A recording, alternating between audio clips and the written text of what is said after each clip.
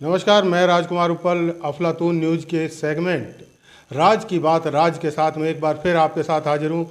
और इस समय हमारे साथ मौजूद हैं शिवसेना आगरा के जिलाध्यक्ष या यूँ कहें जिला प्रमुख वीनू लवानिया।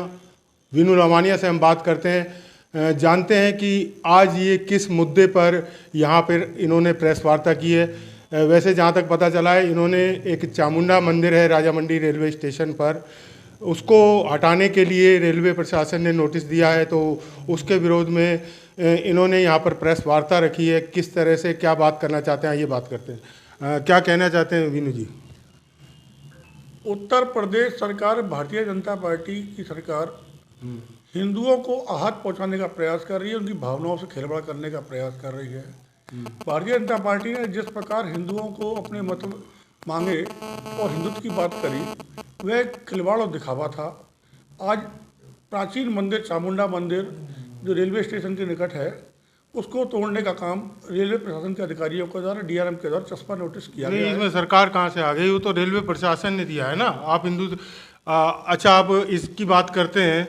आप ये दो तरह का दिखावा क्यों कर रहे हैं? महाराष्ट्र में अगर हनुमान चालीसा पढ़ने के लिए कहा जाता है तो हिंदू सांसद को जेल भेज दिया जाता है, उसके पति समेत, और उस पर गंभीर धाराएं लगा दी जाती हैं। और दूसरी तरफ आप यहाँ बात कर रहे हैं कि चामुंडा मंदिर को हटाने। ये दो मुखी जो बातें हैं, ये क्यों हैं? आप किस तरह की राजनीति कर रहे हैं आप?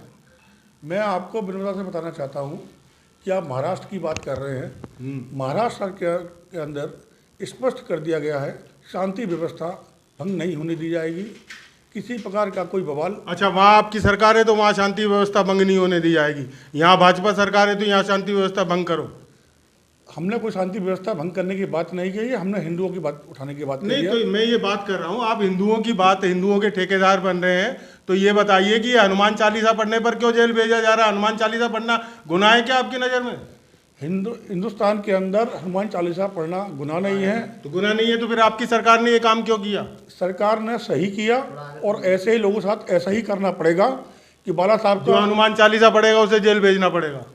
हनुमान चालीसा दिखावा और ढकोसला था उनका, और जिन्होंने शांति भंग करने का काम। हनुमान चालीसा दिखावा होती है, ये कैसे आप कह सकते हैं?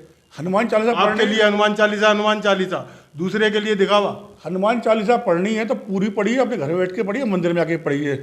कि कहीं किसी जनप्रतिनिधि के यहाँ, किसी राज्य के मुख्यमंत्री के निवास के स्थान पर पहुंचकर आप लोग उत्तेजना फैलाएं और विवाद फैलाएं, तो उसको तो शिवसेना बर्दाश्त नहीं करेगी। उन्हें जेल सही भेजा गया है। नहीं, ये जो महाराष्ट्र में जिस तरह की राजनीति कर रही है शिवसेना, एक वो बाला साहब ठाकरे की शिवसेना थी जिन्होंने जो है बाबरी मस्जिद टूटने पर पूरा जिम्मेदारी अपने ऊपर ले ली थी कि ये शिवसैनिकों द्वारा किया गया। दूसरी तरफ ये शिवसेना का दोहरा चरित्र देखने को मिल रहा है। यहाँ पर आप कुछ और, यहाँ पर दूसरे राष्ट्र में कुछ और बातें होती है, दूसरे राज्य में, और महाराष्ट्र में कुछ और बातें होती हैं। ये दो मुखी बातें क्यों हैं?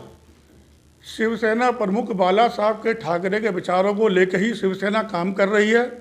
हमारी कथनी करनी में अंतर नहीं है। और कहाँ जो भी गुंडाई करेगा, बाला साहब की नीति थी, उस गुंडे को गुंडे की भाषा में आवाज़ दी जाएगी।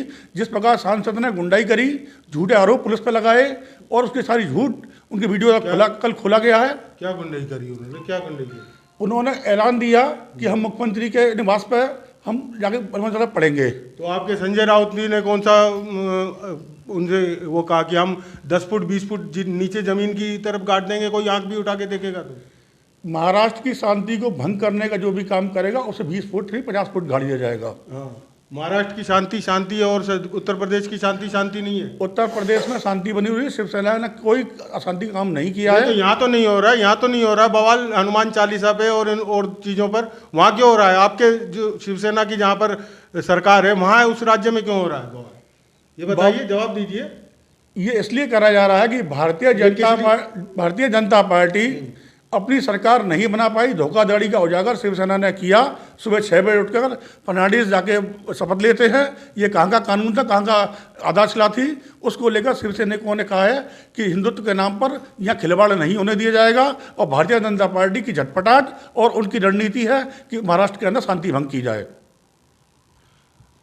तो ये थे आगरा जिलाध्यक्ष शिवसेना के वीनू लवानिया जी, जो बातें दो तरफा करते हैं, अपनी पार्टी का बचाव भी करते हैं और साथ ही साथ इस बात को भी स्वीकारते हैं कि जो हनुमान चालीसा पढ़ी जा रही है वो गलत नहीं है, किसी भी तरीके से कोई अपराध नहीं है।